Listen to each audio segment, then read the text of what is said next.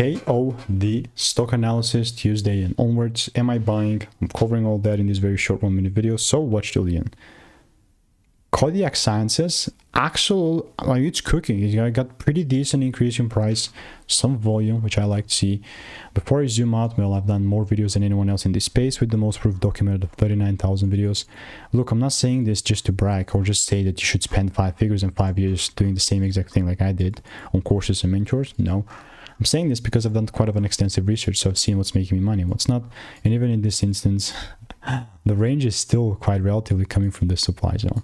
We are in a supply, and in a supply zone, we're waiting for rules, and currently it's a no man's land, right? So I'm saying if there's like a double break, then yeah, sure.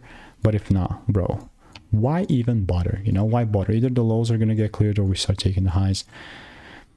I prefer the long side, but not going to randomly buy though, you know, waiting for rules. So if you want to make more money trading in a simple way, click the first link in the description. It's a free newsletter, you know, it's free.